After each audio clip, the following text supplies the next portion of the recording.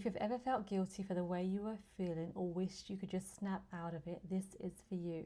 And if you stay with me, I'm going to be showing you how to shift this in a way that actually lasts.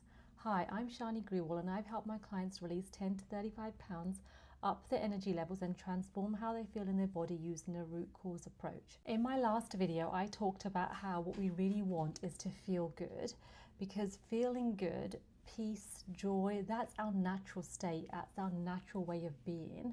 And what we want when we've got symptoms, when we've got weight that we want to release, we want to shift back to our natural way of being. And those symptoms, that weight, that lack of energy as such, all of those are wake-up calls trying to bring us back to who we really are and allow us to feel that natural state, feel our natural way of being as such. And it can be easy to think that we need to lose the weight, we need to have more energy, we need to have the better health before we can feel good, and that once we get those things we'll feel good. But really part of it is learning to shift how we're feeling, learning to feel good first. But most of us don't grow up learning how to recognize our emotions, how to deal with our emotions, how to use our emotions to guide us, to support us. And then we get stuck. We add in judgment, we add in feeling bad when we don't know what to do with how we're feeling. And before we go further, I want to point out a few things. It's so easy to add judgment to our emotions, that if we feel bad, that if we don't feel good, we're bad, or that feeling certain emotions is bad. But that's not the case. Emotions are just giving us feedback. They're just giving us information. And when we choose to add a story to them, we are shifting the focus, we're shifting the narrative, and we're muddling the waters as such. But no emotion is bad per se, it's just giving us information. And so first off, don't judge yourself for feeling any emotions, because that's just human to feel emotions. It's about becoming aware of what you're feeling and being intentional about shifting, because it is up to you and it is within your choice to be able to shift. So many of us are conditioned from a young age that certain emotions are good, certain emotions are bad, and that we shouldn't feel the bad emotions, or it's not good to feel those bad emotions. And as a result, we get disconnected from our emotions, we get disconnected from feeling them, and we don't really know what to do when they do come up. Now, it's not about feeling good all the time, and that's totally unrealistic, but it's about becoming more aware of what you are feeling.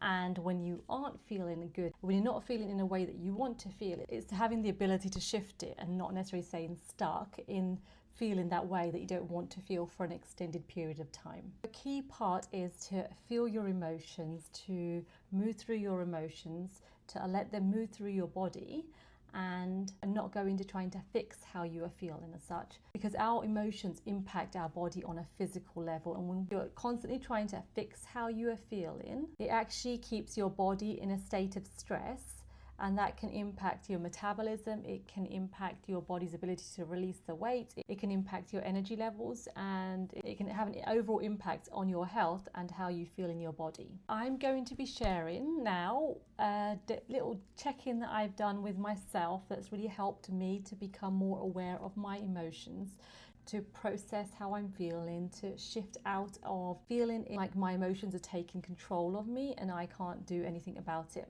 And I found this to be super helpful for myself, and it's supported me to feel better each day, as well as I've seen it be so useful for my clients. I'm going to walk you through the basic steps of the process. And it first starts off with how you are feeling. So one of the biggest things is to be able to name how you are feeling. And I found this super difficult for myself when I first started this process, because it was like I couldn't even recognize what I was feeling.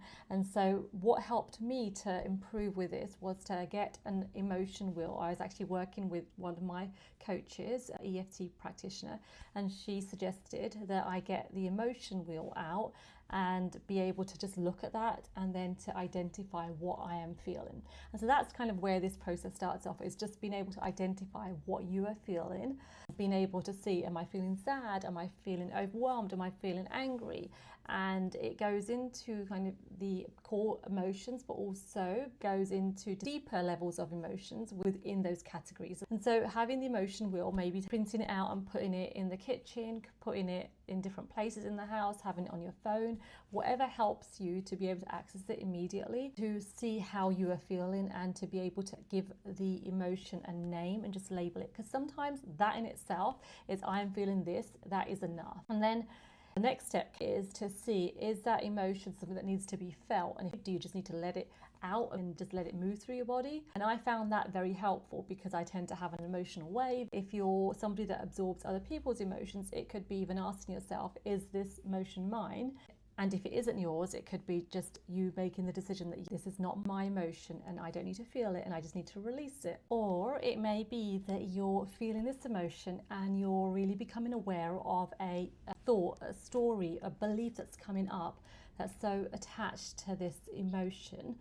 And that's an opportunity for you to potentially shift that belief, that story, get to the root cause of what's causing that emotion to be triggered and come up. And so I'm going to share a little example of something that came up with me not that long ago, and how I used this process to actually shift it for me. That morning I checked in with myself and I recognized that I was feeling frustrated. And so I felt into whether I was feeling an emotional wave and I just needed to feel the emotion out, or whether I was feeling a strong thought coming up, a strong belief coming up. I recognized there was a strong thought coming up. And so I asked myself, what am I thinking? And I recognized that I was thinking, I've just got too much on my plate today. I've got too many commitments. I've overcommitted. I'm not going to be able to get through the day and feel successful. I won't be able to eat well. I will be rushed. I won't feel good. And then I asked myself the next step in the process, which is, what am I believing?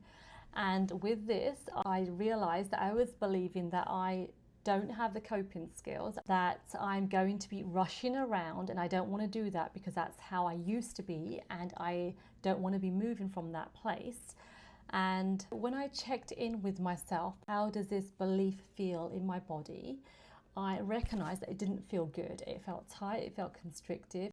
And so what I've come to recognize is that when it doesn't feel good in the body, it's an indication that I'm moving away from my natural state of being at peace. When we're believing something that doesn't feel good in our body, it means we're identifying with something that isn't true, that doesn't align with our natural state of joy and peace. And so at this point, I then decided, well, what am I choosing? And what belief am I going to then choose instead? And so I decided that I do have the coping skills, that maybe, yes, I have committed to a lot of things for today, but I know how to take care of myself. I can choose moment by moment. I can choose a few minutes at a time to prioritize myself, to make sure I'm eating well, to take some deep breaths, to make sure I'm hydrating well, to close my eyes. I've got the tools to support myself, even though today feels like it could easily become a rush day if I default to my old way of being.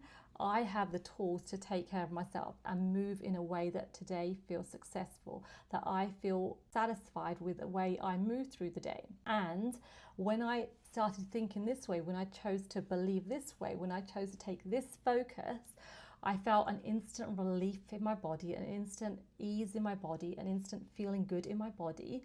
And that allowed me to identify with the woman that feels this way, believes this about herself, and it just instantly allowed me to feel good. And in this way, I was allowed to use that frustration to guide me to shift my focus, to shift who I was identifying with, and ultimately support me, instead of thinking that this emotion is not good, that it's holding me back, it's going to stop me from experiencing what I want to.